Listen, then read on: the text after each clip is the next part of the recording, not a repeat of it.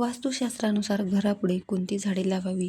Number 1. कर्दळीचे झाड दरवाजाच्या दोन्ही बाजूला लावणे खूपच शुभ मानले जाते. पूजेला खांब म्हणून तिचा वापर होतो. नंबर 2. पपई आणि जांभूळचे झाड दारात नसावी. संतती व संपत्तीचे मोठे नुकसान होते. नंबर 3. अंगणामध्ये तुळस नक्की असावी, परंतु ती थेट दरवाजासमोर नसावी.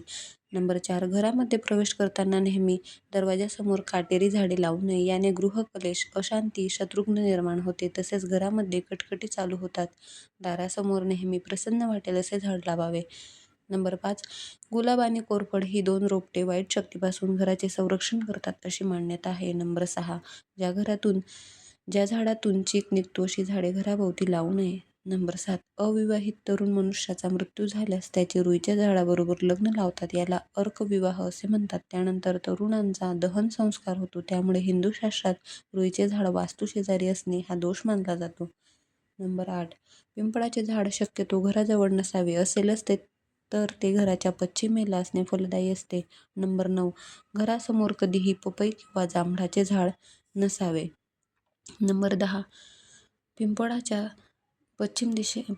झाड पश्चिम दिशेला असेल तर सर्व प्रकारच्या वाईट वृत्तींपासून घराचे रक्षण होते. नंबर 11. ज्यांना मूलबाळ होत नाही त्यांनी अश्वत्थ प्रदक्षिणा म्हणजेच पिंपळाच्या झाडाला प्रदक्षिणा घालाव्यात. नंबर 12. वास्तुशास्त्रामध्ये शमीचे रोपटे अत्यंत शुभ मानले जाते. शमीच्या रोपट्याची पूजा केल्याने आयुष्य, आरोग्य आणि ऐश्वर्य वाढतं. तसेच मनातील इच्छा पूर्ण करण्यासाठी याची पूजा करावी आणि मनातील इच्छा लवकर पूर्ण होतात. नंबर 13. घराच्या आग्नेय दिशेस लाल फुले येणारी झाडे लावू नयेत. याने अनेक त्रास वाढतात. नंबर 14. घराची बाग उत्तरेस किंवा पूर्वेस असावी. नंबर 15. पाण्याचा स्रोत शक्यतो ईशान्य, पूर्व किंवा उत्तरेस असावे. नंबर 16. घराच्या भिंतीवर वेली जाऊ देऊ नये. नंबर 17. ज्या केळी, बोर, जांभूळ, बाभूळ, महालुंग ही झाडे असतात त्या घराची प्रगती खुंटते. नंबर 18. घरासमवेत कडुलिंब लावल्यास घरातील व्यक्तीचे आरोग्य चांगले राहते. वायू प्रदूषणापासून बचाव होतो. नंबर 19. घराभोवती रक्तचंदनाचे, गुंजेचे झाड लावणे शुभ समजले जाते. याने सकारात्मक ऊर्जा म्हणजेच पॉझिटिव्ह एनर्जी वाढते. नंबर 20. नागकेशर, पांढरा चाफा आणि बेल, ब्रह्मकमळ ही झाडे उत्तर-पूर्व दिशेस लावावी. नंबर 21. घराच्या आवारात नारळाची झाडे लावणे अत्यंत शुभ मानले जाते. नारळाचे झाड लावण्यासाठी पश्चिम आणि दक्षिण या दिशा शुभ समजल्या जातात. नंबर 22. फणसाचे झाड सुद्धा घराजवळ लावू शकता. ते घराच्या दक्षिणेला लावावे. नंबर 23. नागकेशर, पांढरा चाफा आणि बेल ही झाडे घरापुढे अवश्य लावावी. या झाडांजवळ बसून साधना केली तर मन प्रसन्न राहते.